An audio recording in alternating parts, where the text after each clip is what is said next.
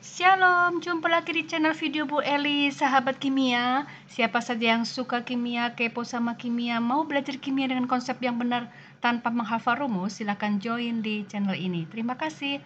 Sahabat kimia masih dalam rangka persiapan ulangan umum semester atau PAS, penilaian akhir semester. Nah, masih dalam rangkaian itu ya, kita akan bahas-bahas soal yaitu sampel test contextual case problems, yaitu mengkontekstualisasi konsep-konsep asam basa di sekitar kita ya. Nah, kali ini bahasanya adalah pada proses solve ya. Solve adalah proses pembuatan natrium karbonat. Natrium karbonat adalah garam basa ya yang diproduksi di industri. Nah, bagaimana mengkontekstualisasi konsep asam basanya? Kita lihat sebagai berikut ya, sahabat kimia. Nah, sebelumnya subscribe, like, share, dan komen. Semoga channel ini semakin bermanfaat bagi para pengunjung. Terima kasih.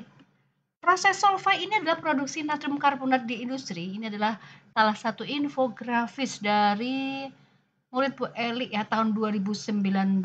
Wah, lama banget ini ya. Ini adalah salah satu tugas kelompok mereka, kelompok Kristianto Desun dan kawan-kawan ya.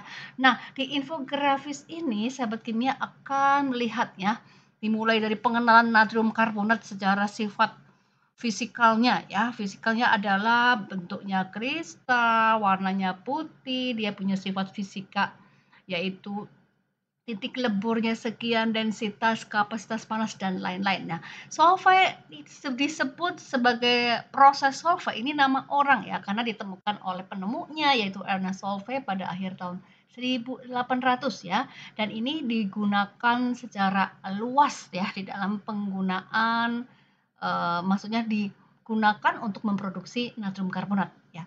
Nah, sahabat kimia, natrium karbonat ini dalam kehidupan sehari-hari kita menyebutnya sebagai senyawa atau zat soda ya, sahabat kimia. Nah, baik, bahan bakunya apa ya? Jadi solve ini mempunyai 3 bahan baku, yaitu air laut, karena di sini kita akan ambil larutan natrium klorida jenuh. Kemudian limestone ini adalah kalsium karbonat atau batu kapur, batu-batuan mineral yang ada di alam. Jadi ini semua dari alam ya, dari laut kita ambil NaCl, dari mineral, dari alam kita ambil mineral kalsium karbonatnya sekian hidrat ya, begitu ya. Kemudian ini ada amoniak ya. Ingat ya, amoniak itu diproduksi dari proses Haber-Bosch yang sudah Bu Eli sampaikan pada video yang lalu ya, silahkan dilihat lagi. Nah, ini adalah gambar dari salah satu pabrik solvay. Wah, keren banget ya, sahabat kimia. Nah, bagan alirnya ini bisa disederhanakan, dibuat sendiri sesuai dengan tahapan-tahapan yang terdapat pada proses solvay. Apa itu ya? Tahapan pertama yaitu pemurnian air ya. Nah, sekali lagi kita menggunakan bahan baku yaitu air laut. Ya, di sini di dalam air laut itu komposisi terbesarnya adalah garam, tapi garam netral ya, garam natrium klorida ya. Ini akan kita ambil, jadi air laut ini dijenuhkan ya untuk meningkatkan konsentrasi garamnya.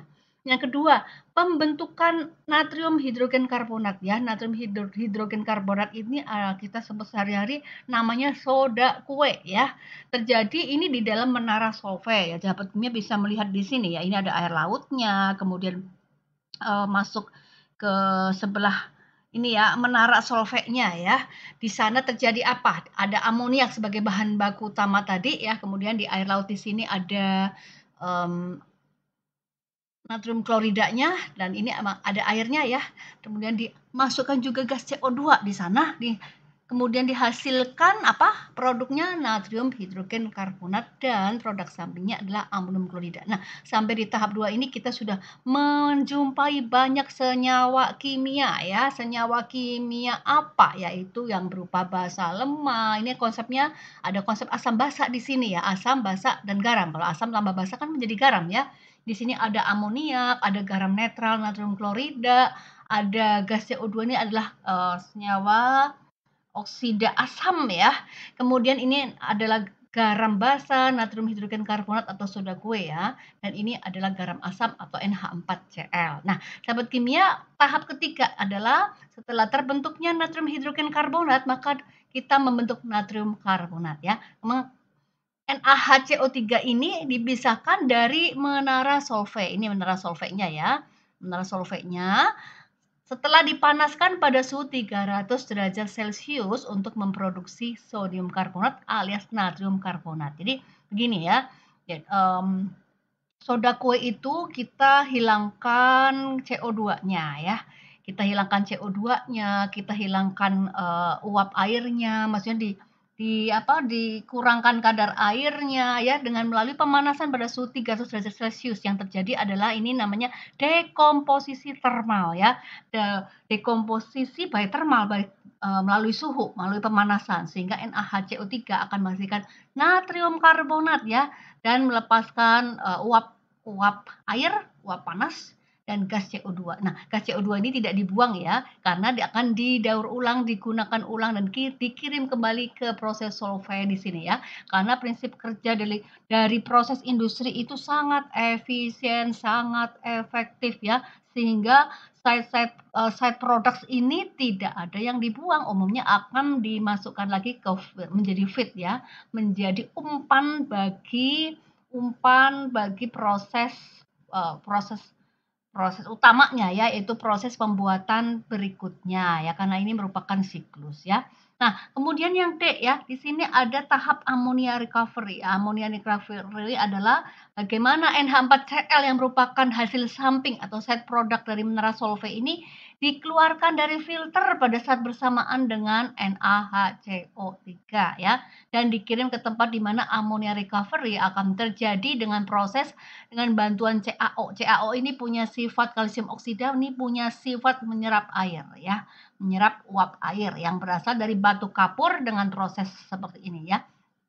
Nah, jadi amonium kloridanya akan kita reaksikan dengan kalsium oksida yang sifatnya menyerap air dan kemudian bereaksi dengan uap airnya CaO dengan H2O. Ini akan menghasilkan CaOH 2 kali ya, sahabat kimia ya.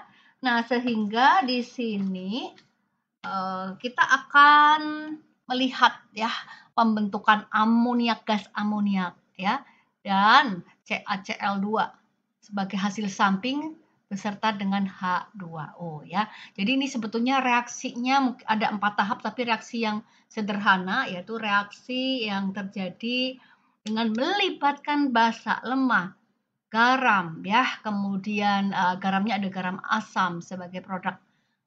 Kemudian ini ada garam basa ya.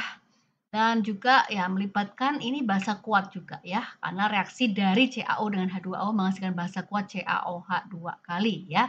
Nah, seperti itu dan dihasilkan juga NH3. Kenapa? NH3 yang dihasilkan di sini juga akan menjadi umpan lagi ya, umpan di proses kedua pembentukan NaHCO3.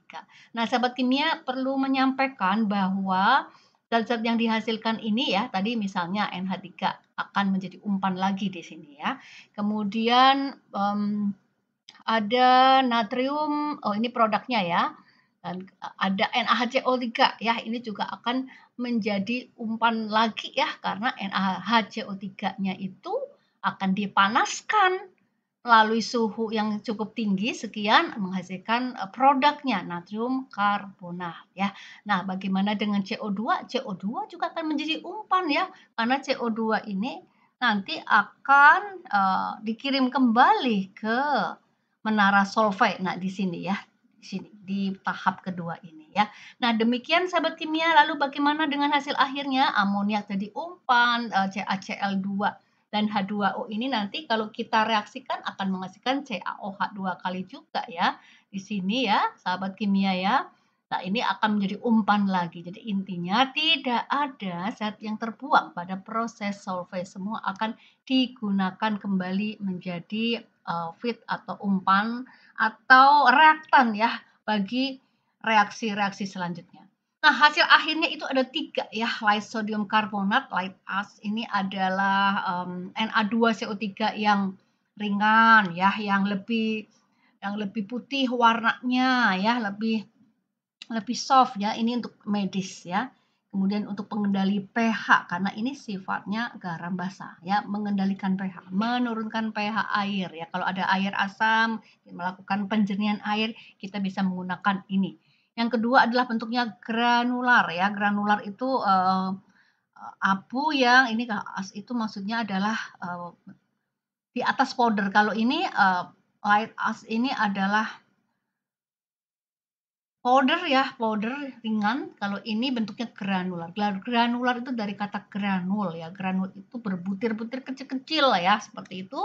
Nah, ini membentuk natrium karbonat monohidrat, ada dot H2O-nya, 1H2O berupa kristal ya, lalu dipanaskan untuk menghasilkan bentuk anhidrat, yaitu Na2CO3 itu sendiri ya. Nah, ini penting dipakai pada salah satunya industri kaca.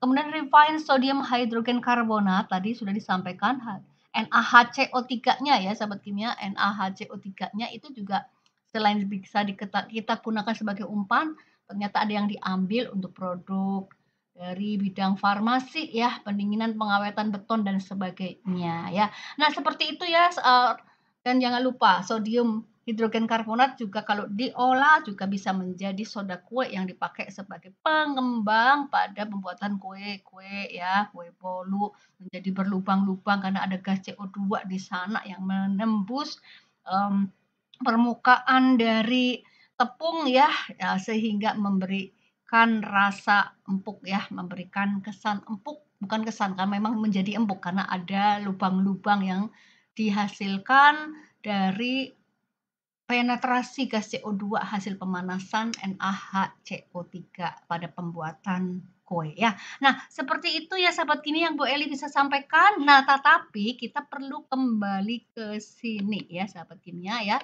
Ini soalnya seperti ini adalah sampel test. Sahabat kimia diminta untuk membuat diagram alir proses industrinya. Buat yang sederhana atau buat yang sesuai dengan sahabat kimia membuat yang mana yang enak dilihat dan juga dan jelas ya. Lalu deskripsikan konsep asam basa apa saja yang dapat ditemukan dalam diagram alir ya. Tadi sudah Bu Eli singgung ya. Di sana kita bertemu dengan asam maksudnya basa lemak NH3. Kemudian kita bertemu dengan garam asam NH4Cl, bertemu dengan garam basa NaHCO3 dan Na2CO3. Bertemu dengan basa kuat CaOH 2 kali. Wah, ini rame banget ya, CaOH 2 kali. Itu kan salah satu dari basa kuat ya. Nah, seperti itu. Nah, itu bagaimana yang terkait dengan yang Bu Eli sampaikan tadi ya. Lalu buatlah simulasi hitung pH pada salah satu senyawa asam atau basa yang dihasilkan sebagai produk dalam tahap akhir proses produksi ya. Asumsikan nilai Ka atau Kp yang relate, yang logis ya, meskipun kita memberikan sebuah asumsi angka tapi itu logis ya. Misalnya kalau kita membuat asumsi nilai Kb ya pada NH3 jangan 10-10 ya karena terlalu kecil itu ya. NH3 itu harusnya kan 1,8 kali 10 pangkat min 5. Nah, sahabat kimia bisa mengasumsikan 10 pangkat min 5 saja ya. Baik, kita mulai ya. Di sini kita mendeskripsikan konsep dulu ya. Nah, konsepnya adalah tadi misalnya sahabat kimia mau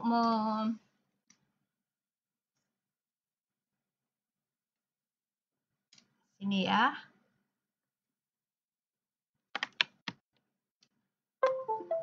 Baik, kita akan mulai ya.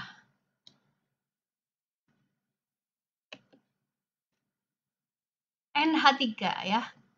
NH3 adalah salah satu dari kelompok basa lemah ya. Ini bisa ditulis ini basa lemah ya. Kalau basa lemah ciri-cirinya ya punya nilai Kb. Kb-nya 1,8 kali 10 min 5 atau diasumsikan 10 min 5 saja. Kemudian pH-nya kalau basa lebih dari 7 ya. Lalu basa lemah ini kalau diuji dengan kertas indikator ya, kita menggunakan kertas indikator, kertas lakmus merah ya. Dan di sana akan menjadi biru ya, sahabat kimia ya. Kemudian indikator apalagi selain kertas lakmus, misalnya menggunakan PP ya, karena basah maka ini nanti hasilnya adalah pink ya. Kalau menggunakan BTB hasilnya adalah ini kalau tahu ini ya, hasilnya adalah biru ya. Seandainya pernah menguji dengan ini ya, tapi eksperimennya kemarin hanya ini ya. Baik. Nah, seperti itu. Nah, NH3 ini kita buat, perhitungan pH-nya ya. Perhitungan pH-nya adalah bagaimana NH3 bereaksi dengan air ya. Nah, di sana akan terjadi reaksi kesetimbangan yaitu 1H ya, 1H dari H2O diberikan ke sini ya, sehingga ini berikan 1H, ini akan menghasilkan NH4+. Kenapa plus? Karena ini akan melepaskan 1H lagi sehingga menghasilkan ini ya. Nah, ini akan H2 sudah dilepaskan 1 akan menghasilkan OH-. Nah, ini adalah bukti bahwa NH3 itu adalah basa. Jadi ini adalah salah satu konsep NH3 sebagai basa lemah ya. Nah, karena reaksi berlangsung kesetimbangan, maka amoniak sebagai basa lemah ini punya nilai Kb ya. Nah, menulis nilai Kb-nya seperti apa ya? Nilai Kb itu ditulis yaitu NH4+, persamaan kesetimbangan basanya ya, ini produk kali produk ya, dikali apa, OH- ya, dikali OH-. Kemudian dibagi dengan NH3 ya, NH3-nya ini bisa gas, bisa liquid seperti pada proses Haber ya. Nah, kalau yang ini H2O itu liquid ya, H2O-nya dalam wujud liquid. Jadi ini kita bagi ke NH3. Nah, ini sudah merupakan persamaan kesetimbangan basa untuk mendapatkan persamaan pH dari NH3. Nah, sahabat kimia ini jumlahnya sama ya. Jadi konsentrasi ini relatif sama dengan ini, maka kita boleh menulis seperti ini, OH- kuadrat. Ya, karena sama ya, ini sama, konsentrasinya sama. Jadi OH- sama dengan NH4+, makanya ini OH- kuadrat dibagi konsentrasi NH3. Nah, konsentrasi NH3 ini merupakan konsentrasi basa ya, sehingga kita menulisnya OH- kuadrat sama dengan Kb kali konsentrasi NH3. Jadi kita menulis Kb kali molar basa ya. Ini OH- kuadrat. Nah, bagaimana agar kuadratnya hilang? Maka sahabat kimia mengakarkan ya supaya kuadratnya hilang. OH- kuadrat sama dengan akarkan semua ya, Kb kali Mb ya. Sehingga di sini OH- sama dengan akar Kb kali Mb. Nah, sahabat kimia sudah menemukan persamaan basa ya dari basa lemah ya. Ini persamaan basa lemah ya. Jadi nanti pOH-nya gimana? pOH sama dengan min log konsentrasi OH-. Nah, ini untuk apa? Basa lemah. Nah, kalau sahabat kimia mau membuat simulasi hitungnya ya tinggal pakai ini saja ya. Misalnya dari tadi ya simulasi hitungnya. pH itu udah pasti 14 min pOH ya, seperti itu. Jadi kalau misalnya mau membuat simulasi hitungnya dari simulasi ya, hitung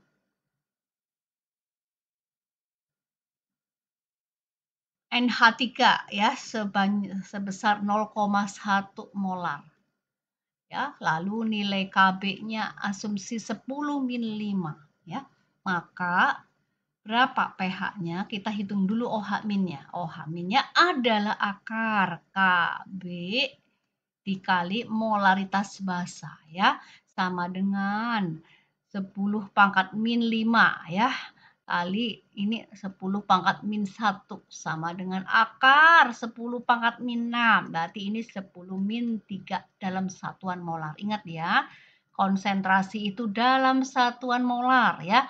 Maka di sini pOH sama dengan min log 10 min 3 sama dengan min 3. Jadi 3 berarti pH-nya 14 dikurangi 3, pH-nya 11 ya. Ini sudah salah satu contoh bagaimana membuat simulasi hitung dari konsep asam basa yang dijumpai pada proses solvay ya. Solvay itu di solvay itu ada amoniak. Amoniak sebagai basa lemah yang dipakai sebagai reaktannya di sana ya. Jadi ini 11. Nah, seperti itu ya sahabat kimia. Lalu konsep berikutnya yang bisa kita kembangkan ya, sahabat kimia di sana mendapatkan NH4Cl ya. NH4Cl ini adalah apa? Garam asam ya. Garam asam, kemudian kita ketemu juga dengan NaHCO3. Kemudian produk solvay itu sendiri Na2CO3 ya. Na2CO3. Nah, ini adalah garam basa. Buktikan, ini garam basa ya. Tapi kita juga bertemu dengan CaOH2 kali ya. Ini bukan garam, tapi ini adalah basa kuat ya, basa kuat ya. Artinya ini tidak ada Kb ya. Basa kuat itu tidak ada Kb-nya. Mengapa basa kuat? Satu, tidak ada Kb dan Ca itu kita masukkan dalam golongan 2A. Nah, memang golongan 2A ya. Seperti itu. Nah, bagaimana kalau basa kuat? Berarti ya karena basa, pH-nya lebih dari 7, tidak ada Kb-nya. Nah, sahabat kimia bisa membuat reaksinya ya, CaOH2 kali ya, ini akan menghasilkan Ca pangkat 2 plus ditambah 2OH min, ya tidak ada Kb ya. Jadi kalau misalnya di sini ada 0,1 molar ya, maka ini kalau 2 ini berarti ini ya, ini 2 mol nih. Kalau 1 mol itu 0,1 molar. Kalau 2 molar atau 2 mol itu berarti 0,2 molar ya.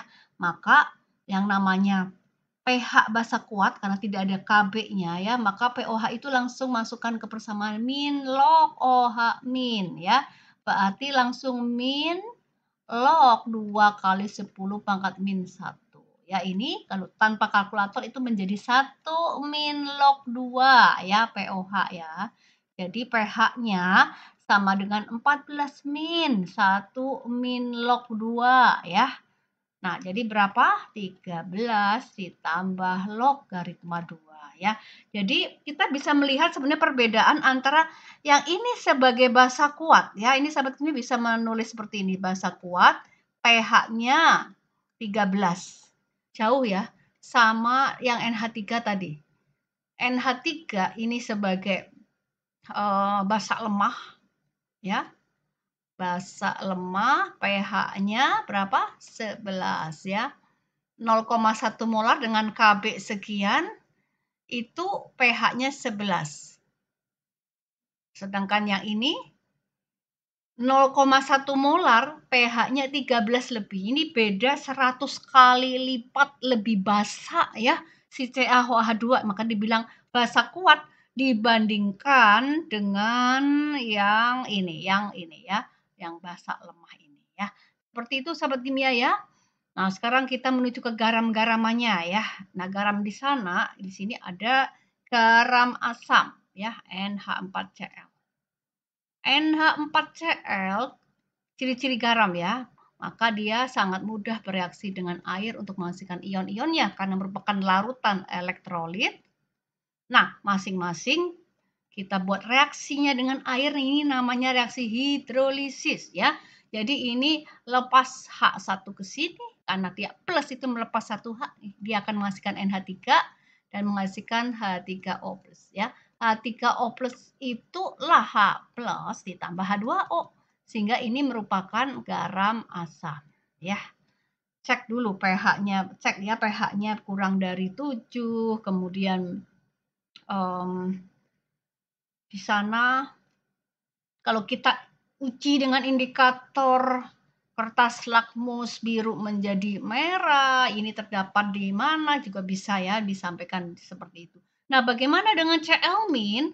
Cl-min ini berasal dari asam kuat ya, sehingga kalau kita buat reaksi hidrolisisnya, dia akan menghasilkan HCl ditambah OH-min, tapi ini akan terurai lagi H+ ditambah Cl-min ditambah OH-min. Sementara di sini ada Cl-min, di sini ada Cl-min, akhirnya ujung-ujungnya ya ketemu ini ya sebagai apa? H2O juga ya, seperti itu ya sahabat kimia ya. Nah, baik ya, sekarang kita menuju ke garam. Oh ya, kalau misalnya sahabat kimia membuat simulasi hitung dari garam, asam, NH4Cl, ya, maka di sini pH garam ya. Jadi masukkan ke pH garam asam. Kalau mau membuat yang ini ya, pH garam asam ya. Jadi konsentrasi H plusnya adalah akar KW per KB kali M garam ya.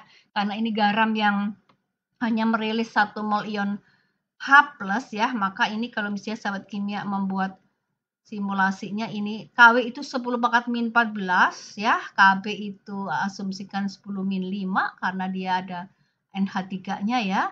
Mg-nya misalnya 10 min 1 ya. Ini maka akan menghasilkan 10 pangkat min 15 ini 10 pangkat min 10 ya. Jadi ini akar 10 pangkat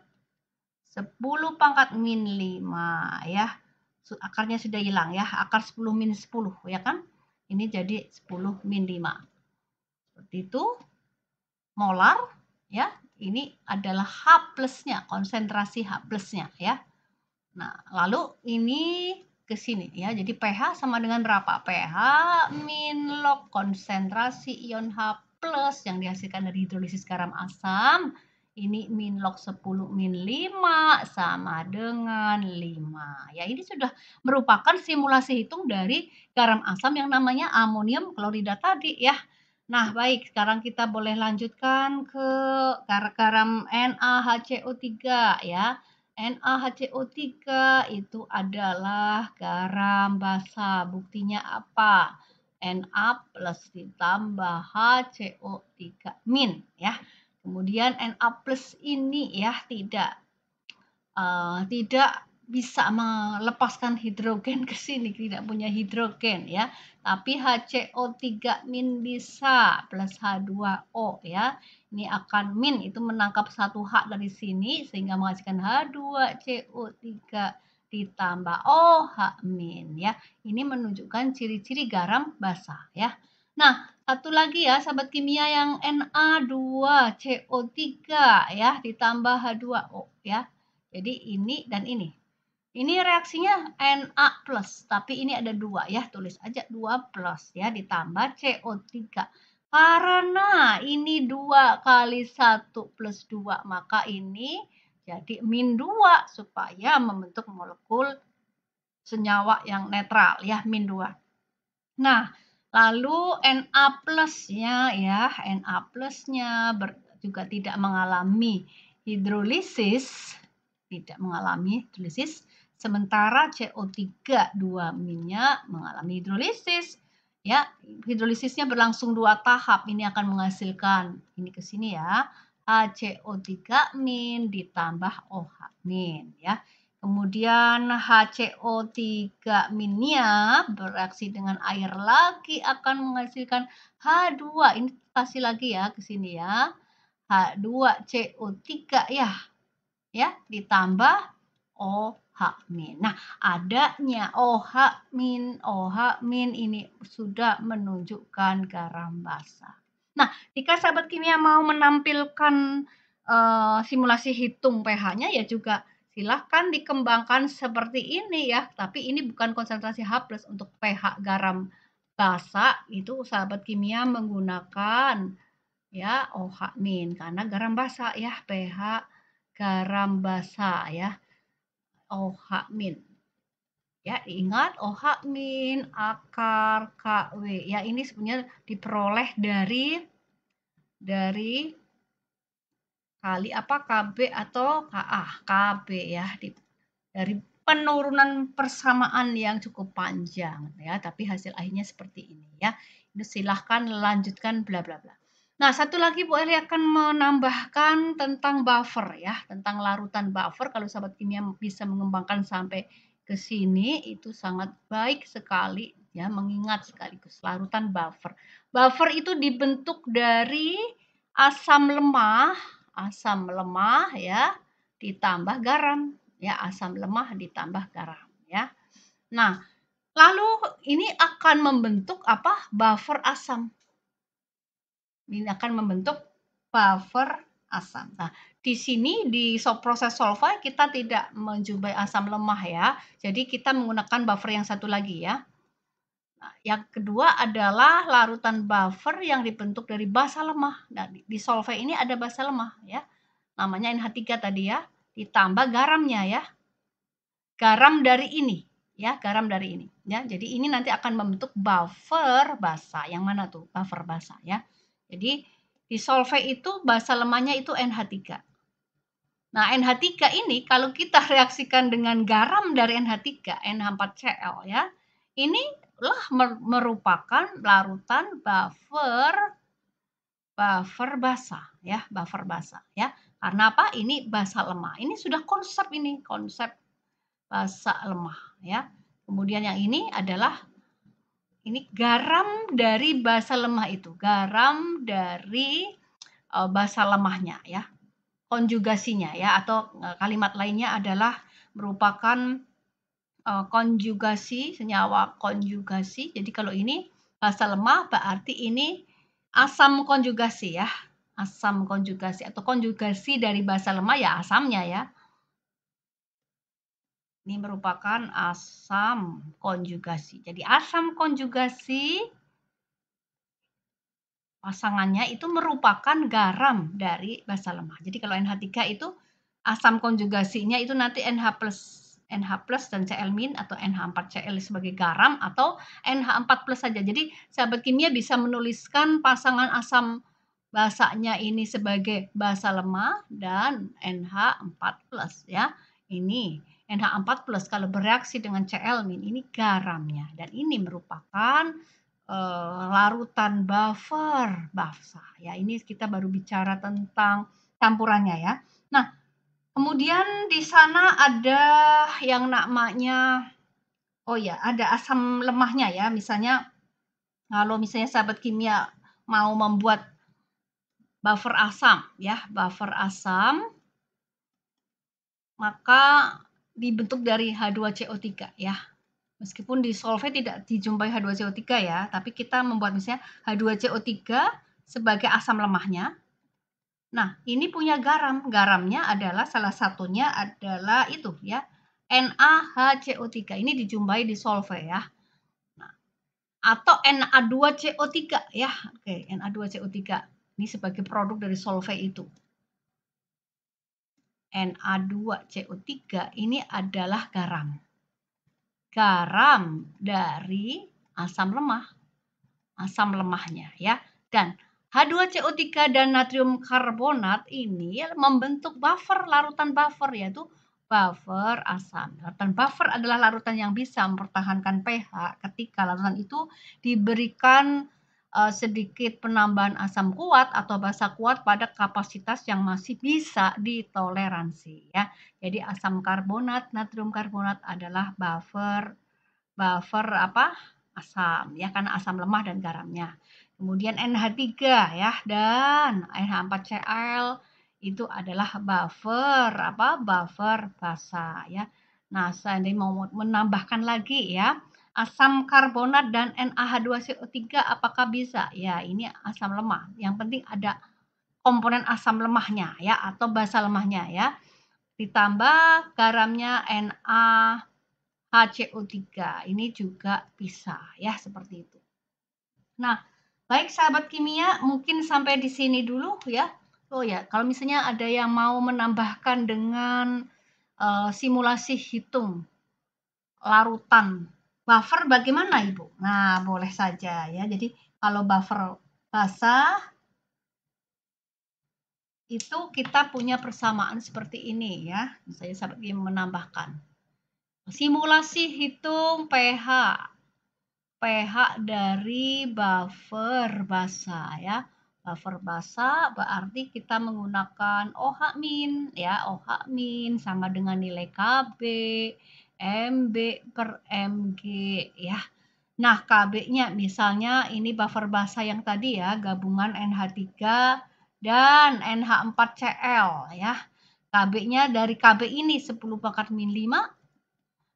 M basanya ini 0,1 molar.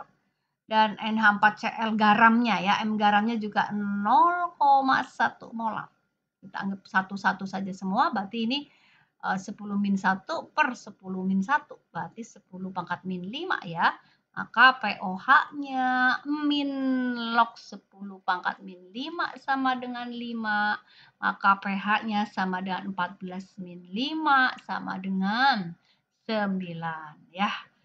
Seperti itu, 14 dikurangi 5, 9. Ini tadi Bu Eli tulis berapa nih? Kita lihat.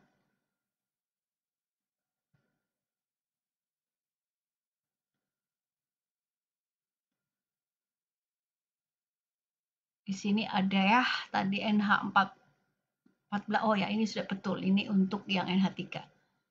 Jadi kalau kita bandingkan antara basanya itu tadi 11, garam basanya itu berapa, dan ini buffer yang sifatnya basa, di sana kita bisa membuat urutan mana sih pH yang kita urutkan dari pH mulai tinggi, apakah basa lemahnya atau garam basanya atau buffer basanya. Nah, itu bisa kita buat seperti itu ya. Urutan pH-nya ya. Jadi pH buffer basanya adalah 9 dengan konsentrasi yang sama ya, sahabat kimia ya. Oke. Di sini misalnya tadi ya, pH dari NH3 itu adalah ini pH basa lemahnya, kemudian pH NH3 dan NH4Cl ya. Bu Eli mau membuat ini urutannya, tapi dengan catatan konsentrasinya sama-sama 0,1 molar ya. Ini 9 ya buffernya. Ini 9, ini buffer. Kalau ini basa lemahnya. Kalau ini garamnya ya. Garam dari NH4Cl itu sendiri ya. Garam dari NH4Cl.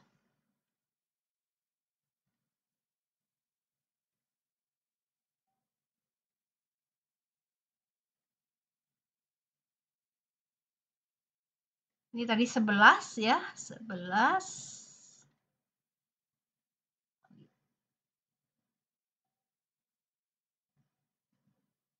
Ini NH4Cl itu garam asam ya, berarti ini 5 ya tadi ya sahabat kimia ya.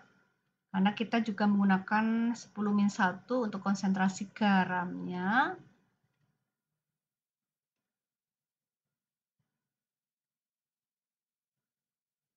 Ini 11 dan ini 5. Nah ya, jadi urutan pH-nya ya, itu adalah paling basa. Tentunya adalah basa lemah itu sendiri. Kemudian ini buffernya turun lagi ya, dan ini NH4Cl ya. Mengapa? Karena ini adalah garam dari garam asam ya. Garam asam. Nah, itu ya. Nanti kalau membuat pH buffer basa. Nah, sekarang satu lagi. Bagaimana pH dari buffer asam? Ya, sama aja. pH larutan buffer asam. Nah, karena asam, maka kita pakai konsentrasi ion H+. Setiap asam pakai konsentrasi H+. Setiap basa menggunakan konsentrasi OH- ya. Di sini asam ya, berarti ada Ka, M asam ber-M garam ya. Ingat, asamnya apa? Asam lemah. Ya, garam dari asam lemah itu sendiri ya. Contohnya itu adalah tadi ya, asam karbonat bersama dengan natrium karbonat. Nah, seperti itu sahabat kimia bisa memasukkan ke sini ya. Nah, baik sahabat kimia, sampai di sini yang bisa Ibu Eli sampaikan ya. Silakan dielaborasi dan dikembangkan masing-masing sesuai dengan apa yang sudah dibuat dari diagram alirnya masing-masing ya. Nah, Bu Eli membuat itu tadi ya, dicoret-coretan tadi karena mengacu kepada diagram alir yang ini dan zat-zat yang kita jumpai di sini ya, ada NaCl. Nah, kalau misalnya mau bahas NaCl ya, NaCl itu garam netral, tidak terhidrolisis, pH-nya 7, diuji dengan kertas lakmus merah seperti tetap merah, lakmus biru tetap biru, dan lain sebagainya ya. Kemudian sekali lagi kita jumpai zat-zat yang ini yang juga kita bahas sebagai garam-garam yang sifatnya asam atau basa tadi ya. Dan ini juga ada kita jumpai juga CaOH2 sebagai basa kuat.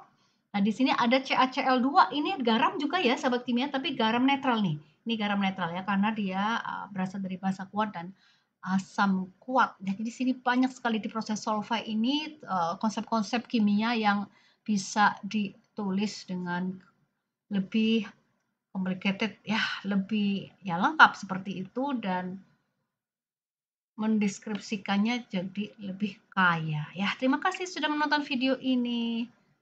Semangat belajar, Tuhan memberkati.